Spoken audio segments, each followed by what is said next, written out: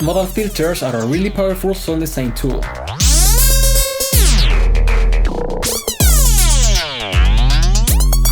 Modal filters are built with a lot of bandpass filters that together imitate the resonances of wood, glass, metal, and many other materials. So with them you can easily create a physical kind of sound.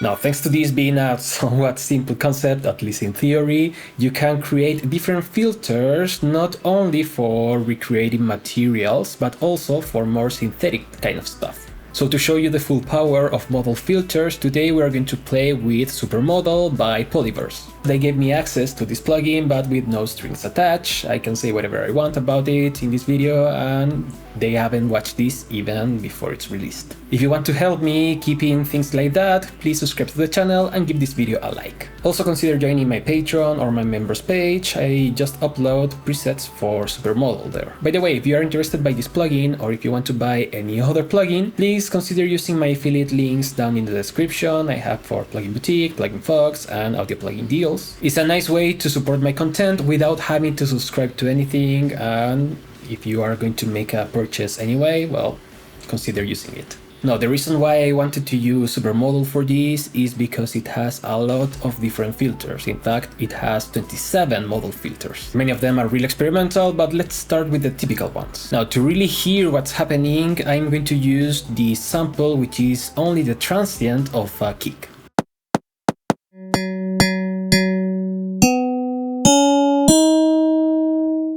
As you can hear, it sounds like metal, and if we change it, we can hear glass, we can hear wood. Now, of course, this is not a plugin walkthrough, so let's start creating some stuff. The only thing you have to understand is that the tuning is often given by the filter on the left, which is a regular filter. So the thing that I use the most in this plugin is actually the key follower.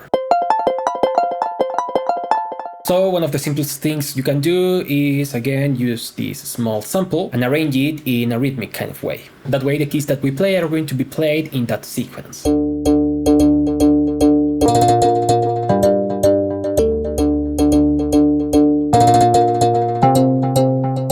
In the case of Bitwig, for that you need to set this into an hybrid track so it can read MIDI, and this has other advantages. For instance, we can receive MIDI from other track, and in this case I'm using an arpeggiator on the track that's sending the MIDI, so then I can play some chords or some sequences, and then we will have notes corresponding to that, but with the sound of the modal filters.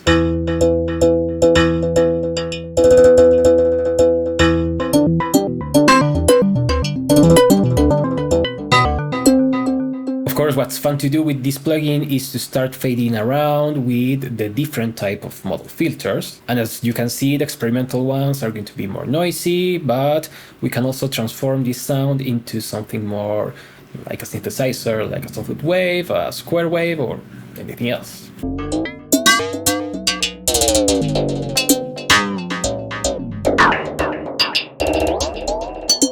Now, you know me, I like to make weird stuff, so for instance, in this other patch, I applied randomizers to many different parameters, so we have a ever-changing kind of sound.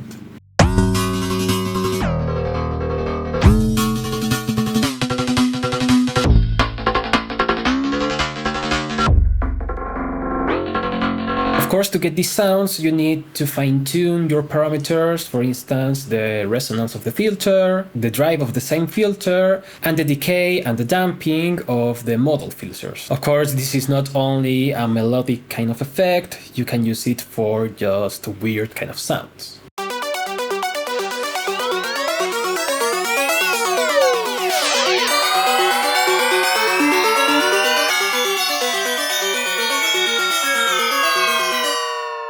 Now, to get a better idea on how this works, of course you can use the presets because they are awesome and come from the simplest one to the more complex one.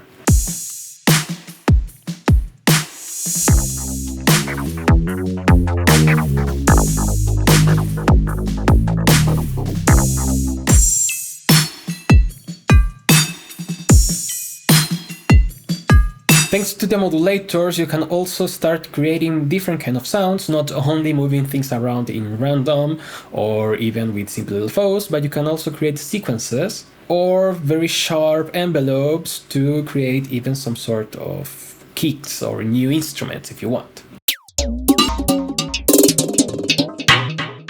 Now, what I like about this kind of plugins is that it gives me some sort of inspiration to try things that I haven't thought before. For instance, if you go really low with a soft wave, you start hearing clicks and not a tone.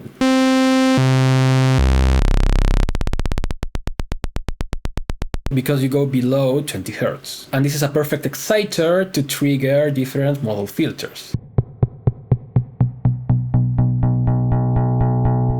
Still, this is a steady rhythm, just that instead of BPM it's on Hertz, but you can also use a Hertz to BPM converter, so you keep it in time with your project. You have your fundamenta that will give you the quarter note, but the higher notes will go faster because it's more Hertz, but they are actually related to the main note. So you can create a progression of clicks that will give you a different rhythm.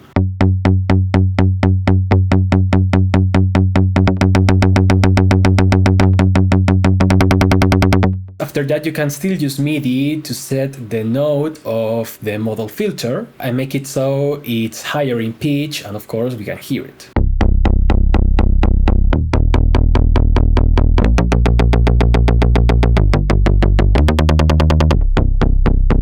Now that doesn't stop there. This is not my concept, it's a concept from, I cannot remember his name, but I will put it while editing. At this speed, a chord actually is like a polyrhythm. In fact, a fifth is a polyrhythm of 2 against 3.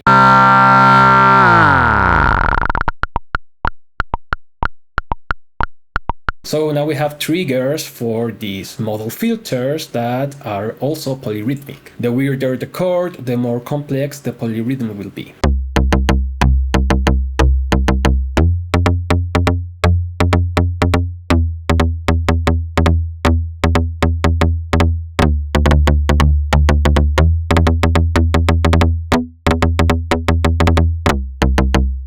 Of course, you take this concept and start applying modulators inside supermodels, so you start creating more madness.